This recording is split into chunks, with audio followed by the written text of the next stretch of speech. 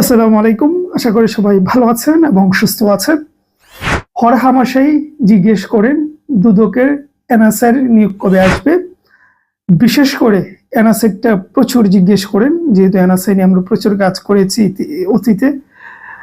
তো এনএসআর জিজ্ঞাসা আপনাদের বেশি, পাশাপাশি দুদকের। আচ্ছা, এই দুটোর পাশাপাশি আরো দু একটা কথা বলবো। ভালো লাগলে চ্যানেলটি সাবস্ক্রাইব করে যাবেন। ফেসবুক থেকে দেখলে পেজটি ফলো দিয়ে দিবেন। মূল কথায় আসি। প্রথমে দুদকের কথা বলি। আচ্ছা, দুদকের তো লাস্ট 4-5 মাস আগে নিয়োগ দিল, মেবি এরকমই হবে।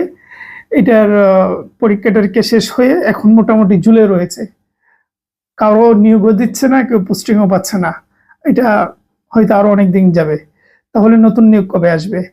আমার ধারণা দুদকের নিয়োগ আগামী এই বছরে আসার সম্ভাবনা একেবারে 5%ও না। ঠিক আছে, খুব বেশি হলে 5% না হয় এই বছরে দুদকের নিয়োগ আর পাবেন না। বিশেষ করে যাদের বয়স নভেম্বর ডিসেম্বরে শেষ হবে, এই সময়টাতে বেশিরভাগ মানুষের বয়স শেষ হয়ে যায়। তো তাদের জন্য আমার মনে হয় এটা একটা ব্যাড লাক। আসার সম্ভাবনা একেবারে কম, কম বলতে খুবই কম, ক্ষীণ। দুদকের নিয়োগ আসার সম্ভাবনা নাই বললেই চলে। 2 নম্বর আসেন এনএসআই, যেটা সব থেকে বেশি। আচ্ছা, এনএসআই বিষয়টা হলো আগামী অর্থ বছর তো জুলাই থেকে শুরু হয়। ইতিমধ্যে বাজেট হয়ে গিয়েছে, অর্থ বছরও মোটামুটি শুরু হয়ে যাবে। তারপরে এনএসআই নিয়োগ চলে আসবে। এনএসআই নিয়োগের প্রচুর স্বর্ণপদ তৈরি হয়েছে। অনেকে মনে করেন যে হয়তো মনে খালি নেই নাকি নিয়োগ দিবে না। না, এই গভর্নমেন্টের এনএসআই এর লোকবল প্রয়োজন এবং সেটা বেশ কয়েক মাস আগে থেকেই তারা কাজ করেছিল। সুতরাং অর্থ বছরের একটা আওয়াজ ছিল যে অর্থ বছরের শুরু হলে তারপরে এই নিয়োগ আসবে। সেই পরিপ্রেক্ষিতে আপনাদেরকে আগামী 1-1.5 মাস তো অপেক্ষা করতেই হবে। অর্থ বছরটা শুরু হলে তারপর ধীরে ধীরে এই নিয়োগটা আসবে।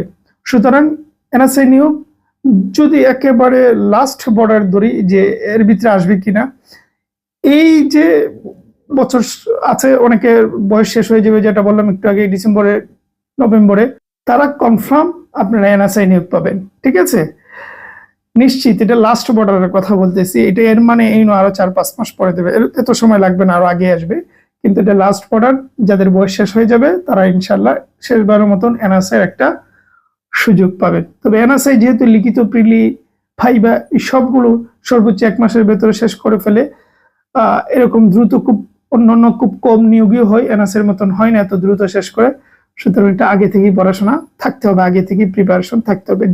সব জবের ক্ষেত্রেই তো প্রিপারেশন থাকতেই হয়, তবে এনএসআই একটু দ্রুতই নেয়, সুতরাং করতেই হবে। পাশাপাশি যারা পাওয়ারফুল জবের অপেক্ষায় থাকেন বা এগুলো একটু বেশি নজর দেন, আসলে বেকারদের তো একটা হলেই হলো, তারপর আমাদের বাইনার তো শেষ নেই। পাওয়ারফুল একটা জব আসতে যাচ্ছে প্রতিরক্ষা মন্ত্রণালয়ের, যদিও একটা নিয়োগ দিয়েছে, আরো একটা বিগ নিয়োগ আসতে যাচ্ছে। এটা সহকারী পরিচালক সহ অন্যান্য পদ থাকবে। বিশেষ করে সহকারী পরিচালকের পদ থাকবে এডি প্রতিরক্ষা মন্ত্রণালয়ের। যাদের ইচ্ছা রয়েছে এই ধরনের জব করার, তারা একটু পড়াশোনা করতে পারেন, নড়েচড়ে বসতে পারেন। আগামী কিছুদিনের ভেতরে হয়তো আমরা নিয়োগ পেতে যাচ্ছি। মাসখানেকের ভেতরে এই প্রতিরক্ষা মন্ত্রণালয়ের বড়, যেটা এই কয়েকদিন আগে দিল এটা নয়, এটার থেকে 2 গুণ 3 গুণ বড় হবে। সুতরাং সেই নিয়োগটা আসতে যাচ্ছে। যারা এই ধরনের নিয়োগ ভালো পান, ভালো লাগে, তারা প্রস্তুত হতে পারেন, আশাও রাখতে পারেন যে একটা সুযোগ পাবেন। এই ছিল কিছু কথাবার্তা। এগুলো আপনাদের প্রশ্নের পরিপ্রেক্ষিতে কমেন্টে রিপ্লাই না দিয়ে এমনি কথা বলে দিলাম। ভালো থাকবেন, সুস্থ থাকবেন।